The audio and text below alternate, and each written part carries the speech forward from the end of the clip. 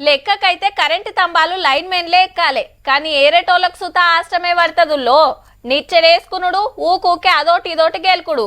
ఆవు మరి పేరుకు కరెంటు తంబాలు, కానీ టీవీ కేబుళ్ళు, ఇంటర్నెట్ కేబుళ్ళు, టెలిఫోన్ కేబుళ్ళు అన్ని దానికే చుడుతుంటారు. ఎందుకు ఖర్చు దండగా కరెంటు పోలు ఉండంగా అనుకుంటారో ఏమో మరి. ఇక గల్లీలకి ఏదైనా పెద్ద బండి వచ్చిందంటే వెనకమటి ఓ పొడుగాటి కట్టు ఉండాల్సిందే. గిన్ని తిప్పలున్నాయి కాబట్టి గీ కార్యం పెట్టుకున్నారు. ఇక స్తంభాలు ఎక్కుడు, వైర్లు కట్ చేసుడు జోరుగా నడుస్తుంది సిటీలా.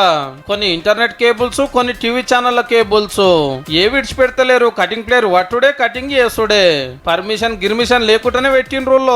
సర్కారోళ్ళు వాచిన కరెంటు స్తంభాలకు ప్రైవేట్ వాళ్ళు వైర్లు చుట్టి వాడుకుంటున్నారు ముద్దుగా. ఎప్పటికంచెలో ఇదే కథ.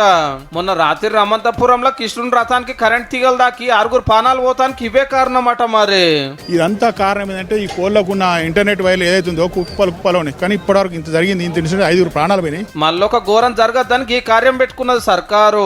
కరెంటు పోల్ల మీద ఉన్న కేబుల్ వైర్లు ఎమ్మటే తీసేయుండ్రని చిన్న సీఎం బట్టి సార్ ఆర్డర్ వేసుడుతోటి పట్నం అంతా పని నడుస్తున్నది. ఇక మీరే ఉడవిక్కోరని ఆపరేటర్లకు చెప్తే లాపరో చేసిండ్రట. మరి ఇంత పనికున్నారని ఆఫీసర్లే కటింగ్ పిల్లలు పట్టిండ్రు. ఇక వచ్చేది గణేష్ పండుగ, పెద్ద పెద్ద విగ్రహాలు తెస్తుంటారు, నిమజ్జనం శోభయాత్ర తీస్తారు. ఎవ్వరికి తిప్పలు కావద్దని స్వచ్ఛ కేబుల్స్ ప్రోగ్రామ్ పెట్టుకురు అన్నట్టు. తక్కువ ఉంటాయి మరి సిబ్బితీగల లెక్కనే ఎట్లా ఆడుతుంటాయి. ఏది ఏ వైరోగునే తెలియదు. ఒక అల్ల తెగిపోతే అట్లనే ఏలాడుతుంది, కానీ ఎంబటే వచ్చి అతుకుడు ఉండదు. ఆడాడ టీవీలు ఇంటర్నెట్ బంద్ అయితే బంద్ అవుతుందేమో, కానీ కరెంట్ స్తంభాలు అయితే సాప్ అవుతున్నట్టే.